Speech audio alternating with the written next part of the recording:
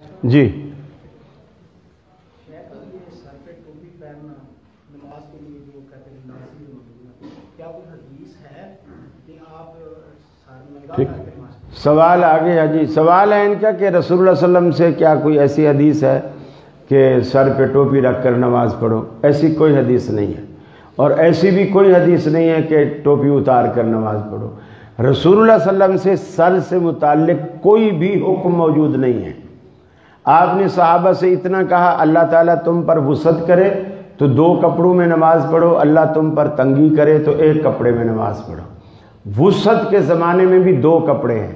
حضرت عمر سے پوچھا گیا 2 کپڑوں سے کیا مراد ہے؟ انہوں نے کہا جیسے شلوار اور قمیض، کرتا اور پاجامہ، یعنی اوپر کی ردا اور نیچے کی تہبند ہے وہ ردا، اور اوپر ڈالنے والی چادر، یعنی 2 کپڑے گنے۔ تیسرا جو ٹوپی ہے اس کو، پگڑی کو، ٹوپی کو شمار نہیں کیا۔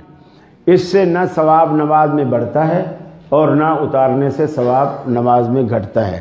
حضرت جابر کے پاس سر کا کپڑا موجود تھا، پگڑی، انہوں نے اتار کے رکھی اور 1 کپڑے کے اندر نماز پڑھی انہوں نے اور ننگے سر پڑھی۔ برابر میں جو صحابی بیٹھا تھا وہ غصے میں تھا۔ جب حضرت جابر نے نماز سے فراغت حاصل کی تو وہ قریب آیا، اس نے کہا تیرے پاس سر کا کپڑا بھی رکھا ہوا ہے، پھر بھی تو ایک ہی کپڑے میں واحد نماز پڑھتا ہے؟ تو انہوں نے کہا لیجرانی مثلک احمقن، میں تیرے جیسے احمق کو یہ دکھانا چاہتا تھا کہ ہاکذا رأیت رسول اللہ صلی اللہ علیہ وسلم، میں نے اللہ کے رسول کو اسی طرح نماز پڑھتے ہوئے دیکھا ہے۔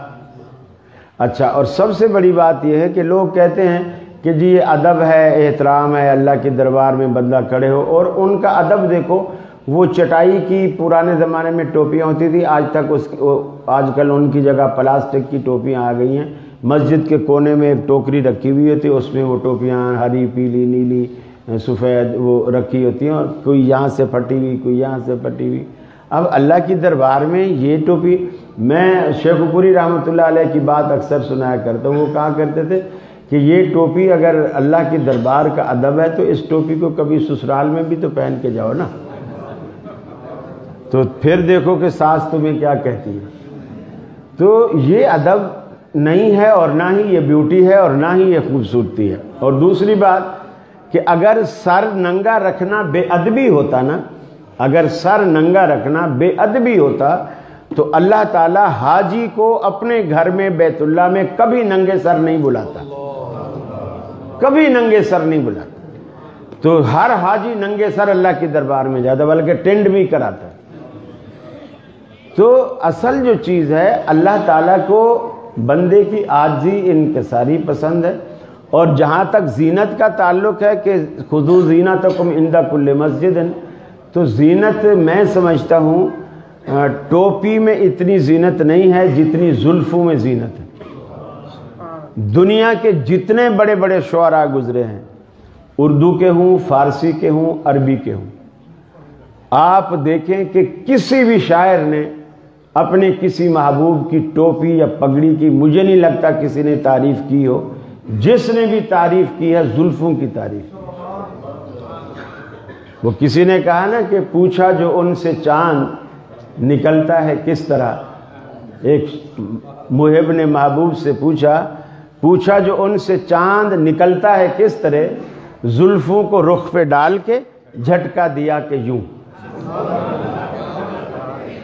اس کی جو زلفیں تھی اس نے پہلے آگے منہ پہ ڈالی، گویا اس کا فیس زلفوں کے پیچھے چھپ گیا، پھر اس کو جھٹکا دیا، زلف پیچھے کی، اندر سے منہ نکالا، گویا یوں چاند نکلتا ہے۔